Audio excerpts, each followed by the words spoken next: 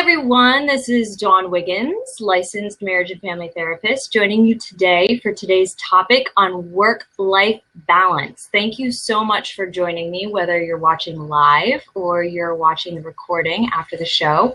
I'm so grateful that you're here. Normally, Dagmar Gattel, SEO expert, joins me for Blab, and she may be calling in shortly, but until then, we're going to go ahead and get started on this topic. So I welcome any comments or questions. Be patient with me as I don't have a co-host, so it will be a little more multitasking for me, but that's totally okay. I'm going to roll with it. So thank you for being here. The topic is work-life balance. And I'm going to teach you 5 ways to make time for yourself. If you are one of those people that has a hard time with finding balance in your life, trust me, I can relate. I am a mom, a business owner, a wife. I work hard to maintain my relationships with family and friends that are spread out across the United States.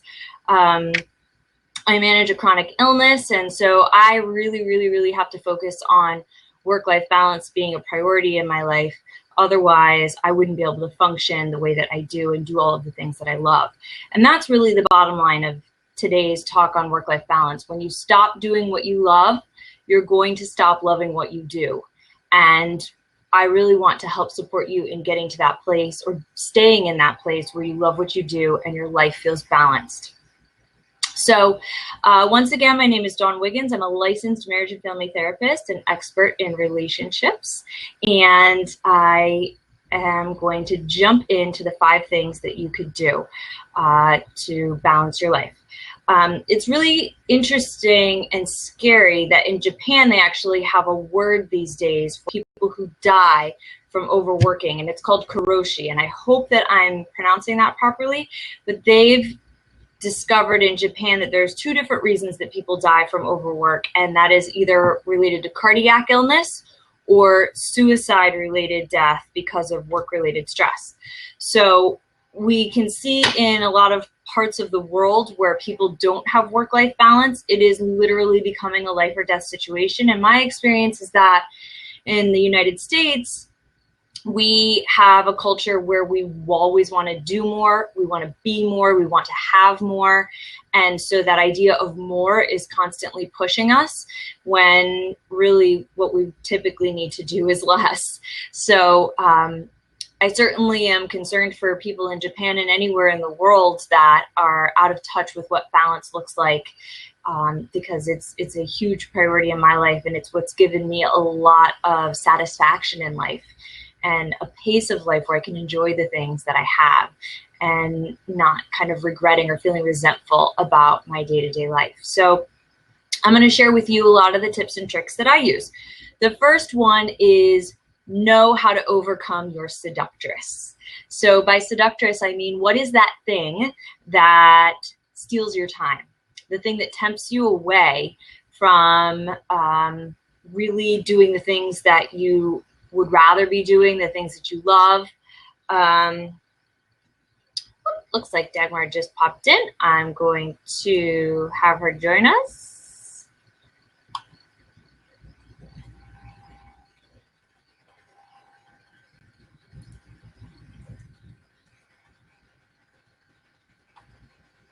I don't know if I'm doing it right. Oh no. Bear with me, guys. I can hear you. Work and life balance, huh? Dagmar had some technical difficulties that delayed her, but I'm so glad she's here. So Dagmar, I kind of did the intro, and I was just jumping into the first topic. If you want to introduce yourself and say hi. Sure. So that's for sure is work and life balance for me. I'm Dagmar Gattel. I'm an SEO consultant, coach, and strategist, and I help entrepreneurs and small businesses to turn their expertise into a global business. And I'm very excited about this topic because I learn something from Dawn every day. Thanks, Dagmar. Dagmar is definitely a huge part of my support team. She's the one who helps me get my message to all of you and helps me to, be able to express the passion that I have for helping other people. So Dagmar, we were just talking about the first way to make time for yourself, and that is to know how to overcome your seductress. And the seductress is that thing that tempts you away from having a balanced life. So for most of us, and that doesn't mean it's everybody, but for most of us, it's some sort of screen time. So that could be the computer, it could be a mobile device, it could be a television. And especially for a lot of us who our businesses or our lives in some way depend on the computer, that can be a really, really tricky thing to limit. But there's a couple of things that I want to teach you about screen time and what it does. When we find ourselves doing things like watching cute kitten videos on YouTube. I love it. I know, we all do. That's the And what happens in our brain is we get an immediate dopamine dump, means it feels good.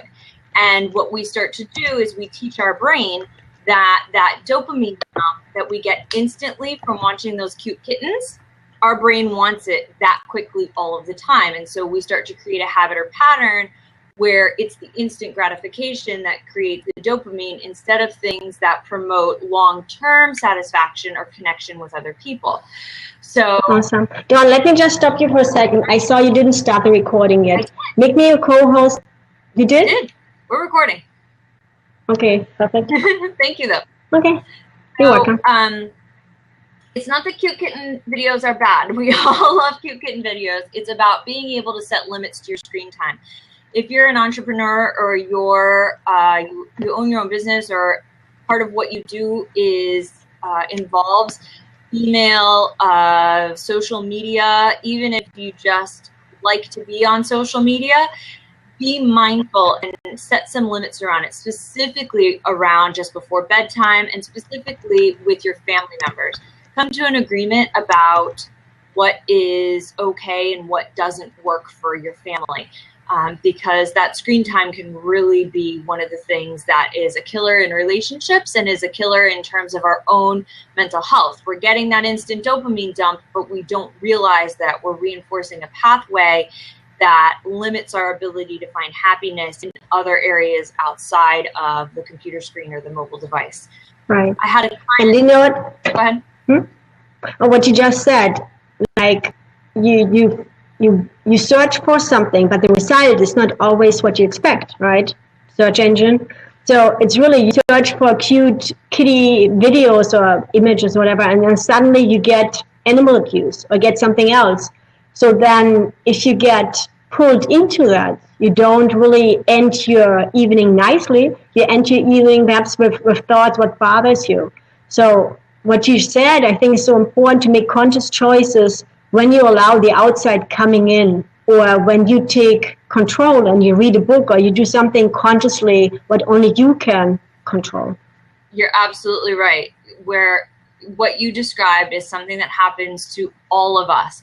When we sit down at the computer, we pick up our phone. I don't know about you guys, but I'm a notification junkie, meaning I can't stand it when my phone screen has notifications all over it, so I have to clear them. So I have to clear them. I want to clear them. So I'll go to pick up my phone to do something like to make a note for myself or to schedule something, and I'll see the notifications and I'll start to clear them. And before you know it, I've fallen down the internet hole like Alice through the looking glass, and 45 minutes later I'm like, where did the time go? And I walk away from my phone and I never did the thing that I originally meant to. And in those 45 minutes, just like Dagmar described, I could have been exposed to any number of things, but I lost track of time, and that could have been precious time that I used to be in a more balanced way of life. So be mindful of your screen time. Your seductress doesn't necessarily have to be screen time. It can be other things, but it is becoming more popular, things like video games on the phone, or, like app games and those kinds of things. And binge watching on Netflix. Those are becoming very, very popular things. And we're forgetting how to go out and have fun and be creative. So if you know what your seductress is, then you can be conscious and aware of it, and you can have a plan to do the opposite, which means making a conscious choice to do something you love instead of the thing that's easy. And typically we get an even greater dopamine dump from doing the thing that we love. The problem is that we have to put some effort into it to getting it instead of the instant dump we get from the cute kitten videos. So you just have to follow me in faith on this one and know that if you challenge yourself to not accept the temptation from your seductress and to do something that you love, you'll get a longer term dopamine dump and you'll feel more gratified in the long run.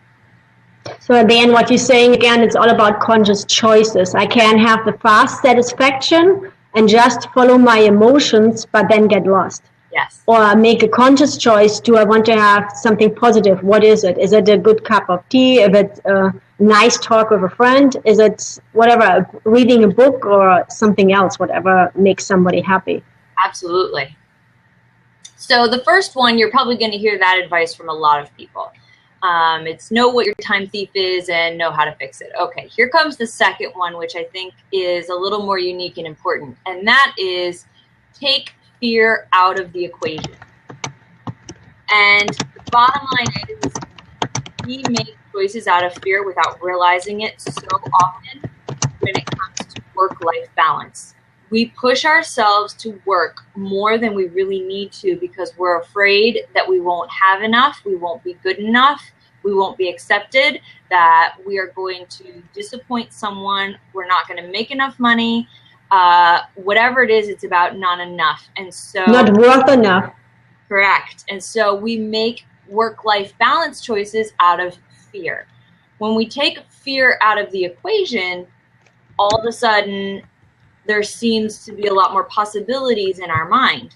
Now, this particular tip to work-life balance is one that I think takes a little more support, meaning like a coach or a therapist or a good friend that isn't biased to really help you understand which of your thoughts or feelings are rational and which ones are not. But when we take fear out of the equation, suddenly we find all kinds of time that wasn't available before. This happened to me just a couple of weeks ago. I got an inquiry call on a late Friday afternoon, and I made a point of calling that person back on late Friday evening, and she said, "Oh my goodness, I didn't think you were still working." And I was like, "I'm not. I just really conscious of people making calls, and I try to get back to them as soon as possible." But I probably wasn't. Like it was late Friday, so I was probably tired and not as with it, and maybe not as present as I could have been for her if I had waited until Monday morning and I had set aside a conscious time.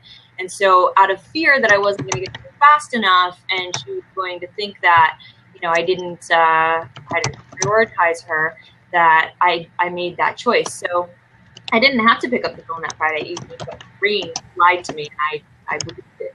So that's just an example of when we make decisions out of fear, we end up working more than we really need to, or at inopportune times, if that makes sense. That take us out of the moment of living in a happy, creative space. Yeah, and I think too, like, we want to be loved, want to be appreciated.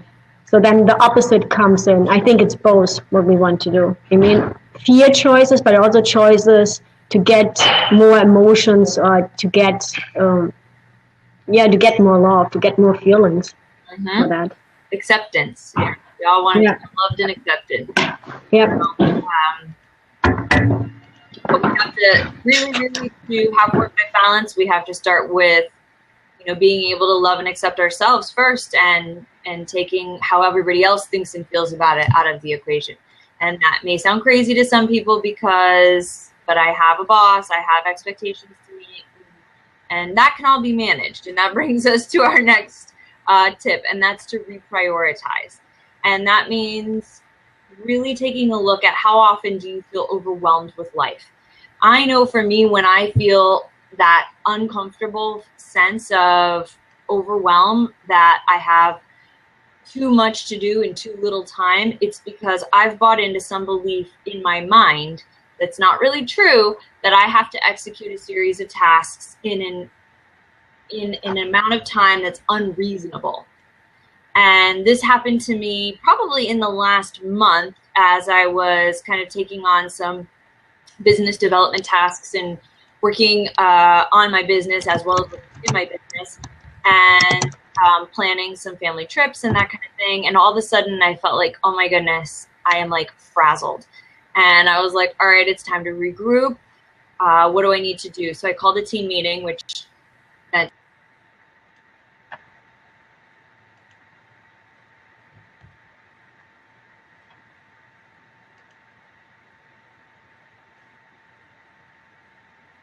Did we lose Dawn?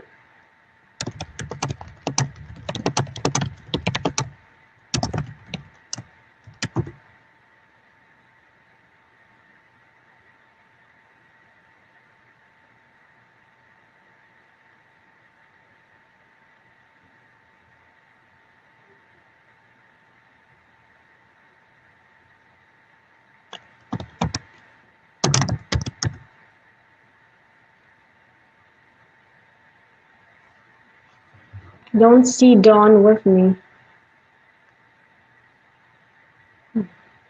Interesting day. Hi. Sorry, I don't know what happened. I just, all of a sudden, everything was gone. Interesting day. I tell you, work and life balance today. The universe sending messages. So my apologies. I think the internet took a timeout. So I was talking about feeling overwhelmed.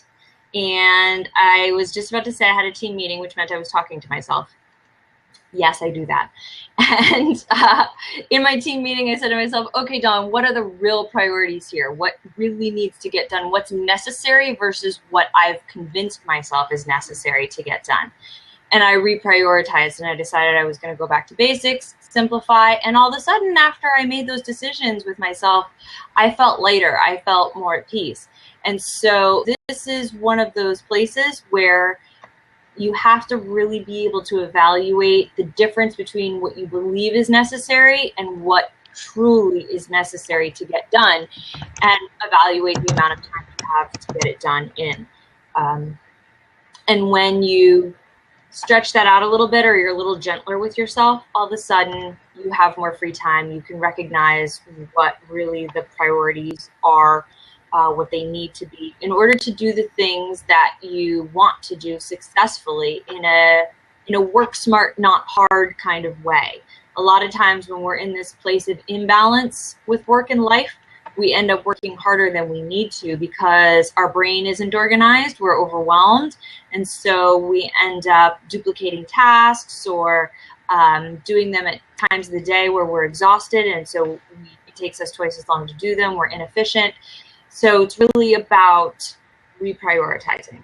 That's the third. Yeah, but you know what it is to Dawn, and like today, right? Typical perfect example. Give up perfection. Like today, I knew from the morning to now, my day will not be perfect. Like with this, I just made it to the blog, and I'm trying my best right now to supporting you and having our blog post up. And it's just, that's how life is. And so more I get upset about that I cannot be perfect. So more I get upset about that that's what I plan to do. It's not happening. So worse everything becomes. So right now I just try to make it work, and it's the best I can do, and I think it's perfectly fine. Yeah, give up being perfect. Absolutely. That is a beautiful way of saying reprioritize. Give up being perfect, because there is no such thing, accepting that we are perfectly imperfect humans, and the more we can model that, the more we're going to attract people to us who are loving and accepting and kind and patient and tolerant, and that's going to make life a more enjoyable place to be anyways. So yeah, give up being perfect. Thank you. The next tip to work-life balance is always do your best. And that may sound crazy because here I am telling you to take it easy. But I'm referencing one of the 4 agreements in Don Miguel Ruiz's book, The 4 Agreements. And one of his agreements is always do your best. But my favorite part of that section of the book is his reminder that part of doing our best means taking care of ourselves. When we think to ourselves, am I doing the best job I can? We typically think, am I doing the best job I can? Meaning at work or in pleasing others. And we forget about ourselves. And that doing our best means keeping track of, am I sleeping? Am I eating? Am I resting? Am I having fun? Am I taking care of myself? Am I doing my best in the arena of taking care of myself? Yeah, but you know what? It just reminded me. Tell us the example of the airplane when something happens. Oh, You tell me that all the yes. time. Not all the time, but you tell me that. And it's so crucial. When they're running you through what happens if you're going to crash, they explain to you that when the oxygen masks come down, to put your oxygen mask on yourself before you put it on your loved one or your child. And they really enforce that and explain that because you would be surprised at how quickly you can pass out from a lack of oxygen at that altitude. And so you would literally become incapable of helping anyone else if you didn't put your oxygen mask on first. And so what some people interpret as selfish, oh, I have to prioritize my child. When you're on the airplane, and I'm telling you, I have pilots as clients, and they tell you that is real. You have to prioritize yourself with that oxygen mask, or you're no good to anyone. And you've made more work for the stewardesses. So really embracing that notion that if I put my oxygen mask on in life first, I will be better equipped to help others than if I try to help others first. And I think that's so crucial, like in general, if you're not balanced, you cannot help your family be balanced. You cannot help your friends be balanced. You cannot be balanced in your business because you will give them wrong advice out of whatever, neediness or fear or hate or anger or selfishness because you're not balanced. So you need to be balanced to help others to get balanced. You're absolutely right. So this key to work-life balance is not just focusing on how well you're doing at work, it's focusing on how well you're doing taking care of yourself. So always do your best at self-care. So number 6, no, I'm sorry, there's not 6 bullets. Number 5. Number 5 is get creative. And this is one of those areas that, you know, you can kind of have fun exploring new ways to find work-life balance.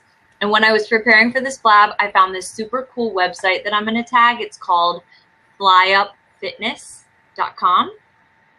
And flyupfitness.com was created by a father who really wanted to find time to exercise, and he created a workout program that incorporates his family, his little one, and his partner.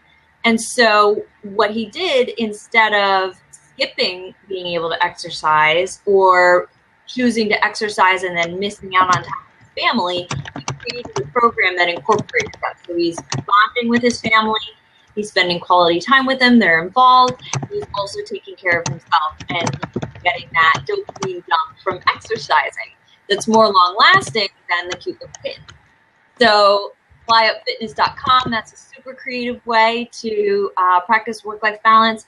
If there's a particular blab show or book you wanted to catch, try catching the recordings or listening to them if you have a commute to work. And instead of talking on the phone or, you know, doing whatever it is you currently do or getting frustrated at the traffic, you know, you can use that commute time to listen to a book or something that you're interested in. A lot of us, I know for me as a mom, this is so true. Like my MO is to like rush through the shower because I have to get ready for work and I'm trying to keep track of a toddler and having like a peaceful time just to even get ready for work is rare. And so, you know, try skipping rushing through the shower and trading it for taking a relaxing bath while listening to meditation. And you might have to restructure your day to do it, but there are a lot of ways that you can get created if you do, as Dagmar has been noting today, you make conscious choices about your time. And that truly is the key that we've been talking about through all 5 of these tips, is become conscious and make your choices from that place of awareness. What is tempting you away from your time? What holes are you falling into? What are your current priorities? What are the feelings that are driving your choices? How well are you taking care of yourself? And what would you like to be doing instead of working as much as you are? I would challenge anyone who's listening today or who read the blog to pick one fun or creative thing to do this week and to see how it feels and to see how it impacts your efficiency, even in the world of work. When we take a time out and we have a good time, we're putting new information into our brain that allows us to be more creative and more productive when we interact with others.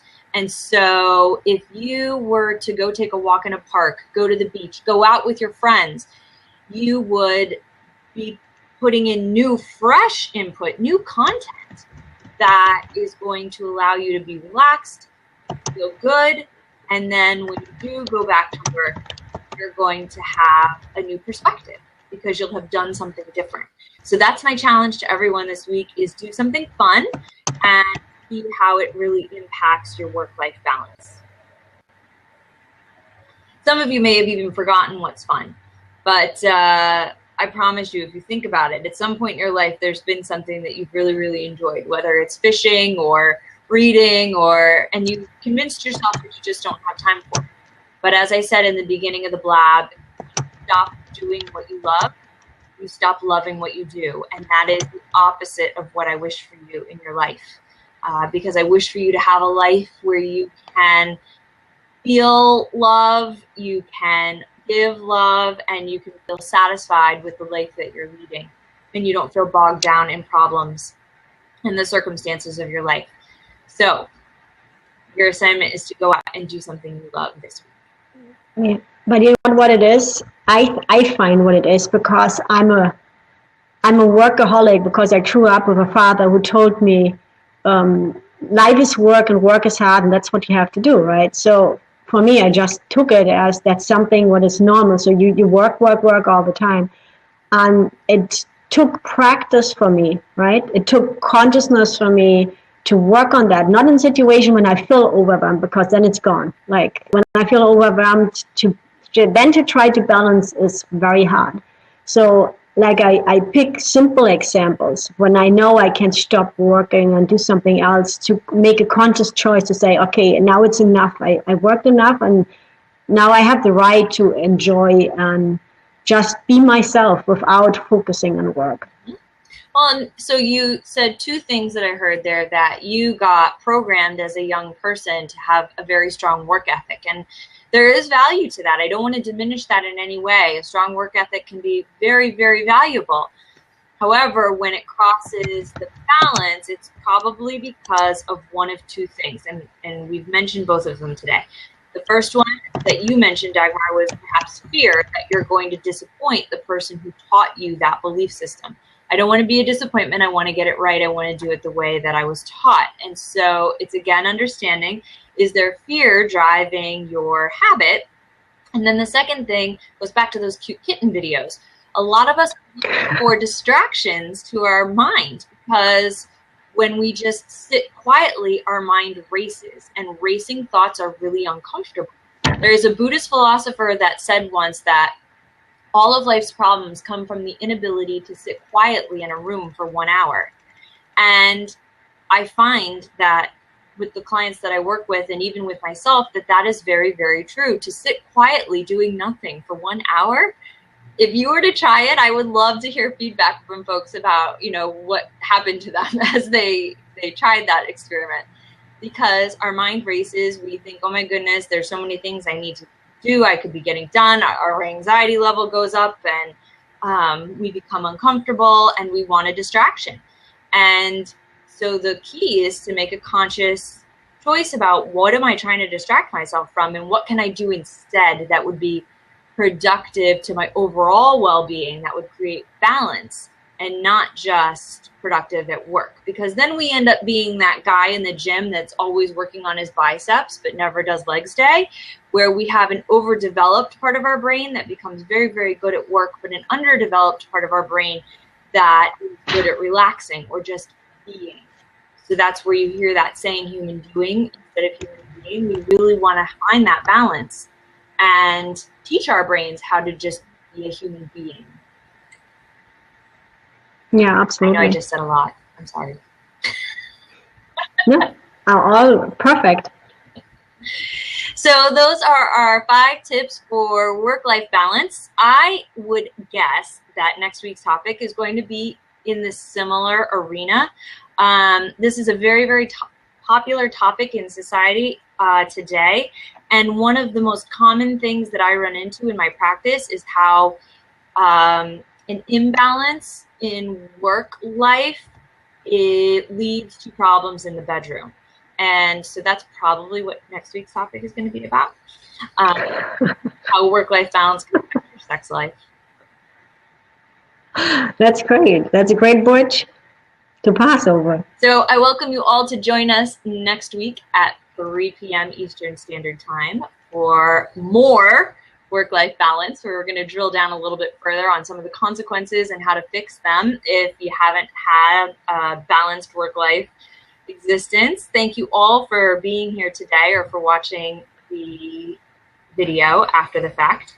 If you'd like to learn more about how you can connect with me, please feel free to head to my website, dawnwigginstherapy.com, where you can schedule a free on-the-house consult, or you can send me an email or leave me a voicemail. There's a blog post about this topic. It's already up because Dagmar is amazing. And I love any feedback or comments, and feel free to share. I'm always grateful when you awesome.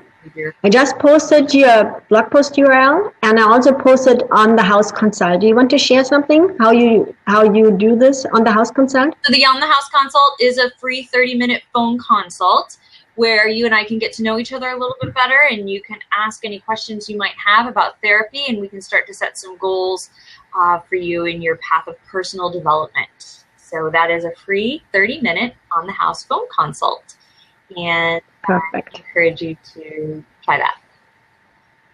Thanks, Thank you to everybody who's watching us live. Thanks, Scott, for all your promotion this week. I really, really appreciate it. I'm so grateful. And I wish you all a beautiful Monday and a balanced work week. And we'll see you next Monday. Awesome. Thank you for having me, Dawn. Thank you, Daggy. Bye, everybody. See you next Monday. Bye. Bye.